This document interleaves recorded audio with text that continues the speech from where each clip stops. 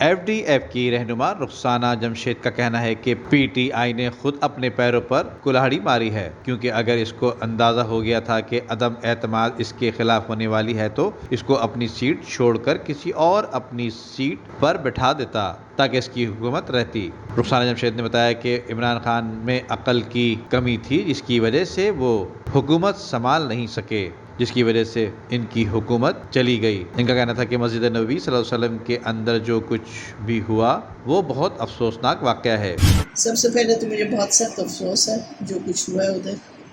کیونکہ آپ بھی ہم سب مسلمان ہیں، بلکہ میں جب عمرے پہ گئی تھی تو جب آپ خانہ کعبہ کے حدود میں پلین انٹر ہوتا ہے تو اس وقت آپ جہاز میں خاموش ہو جاتے ہیں کہ نیچے اللہ کا گھر کے اوپر سے اب جہاز گزر رہا ہے۔ ویرس جب آپ لینڈ کرتے ہیں اور آپ جب مدینے کی سڑک کی طرف اور مدینے کی طرف روانہ ہوتے ہیں تو آپ بورڈ پڑھتے ہیں جس پہ لکھا ہوا ہے نان مسلم کی not inter beyond this point, ٹھیک ہے۔ ادب وہیں سے شروع ہو جاتا ہے۔ عمران خان خود جہاز سے اترا تو جوتے نہیں پہنے ہوئے تھے، تو اس کا کیا مطلب ہے کہ ادب تو آپ کا بہت پیچھے سے شروع ہو جاتا ہے۔ اور پھر یہ سوال پیدا ہونا کہ نہیں جی یہ نعرہ بازی باہر ہو رہی تھی، بازار میں ہو رہی تھی، سڑکوں پہ ہو رہی تھی، اندر نہیں ہو، اندر ہو یا باہر ہو، شہر تو میرے نبی کا ہے نا۔ پی ٹی آئی نے نا، میں سمجھتی ہوں اپنے پاؤں پہ خود کھلاڑی ماری ہے، ٹھیک ہے۔ اگر وہ سمجھتے تھے کہ وہ بہت اچھا کام کر رہے ہیں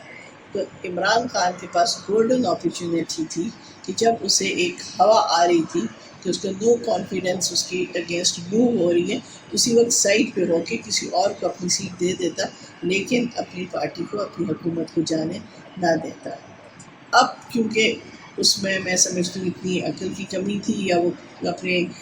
فیلڈ سے ہی نکلا، کرکٹ کی فیلڈ سے ہی باہر نہیں نکلا، اور جب حکومت چلی گئی ہے، سارا کچھ چلا گیا، تو اب آپ سامنے دیکھیں کہ اب وہ کیا تماشے کر رہا ہے، وچ از ویری سیڈ۔ اور مجھے پورا یقین ہے، ہم نے، بلکہ میرے چیئرمین نے کل بھی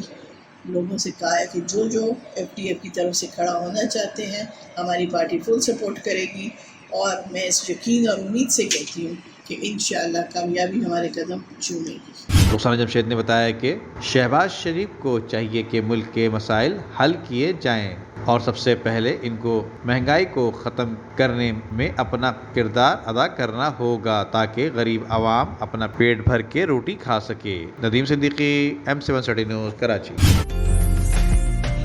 عمدہ میں پکائیں اور جی بھر کے کھائیں۔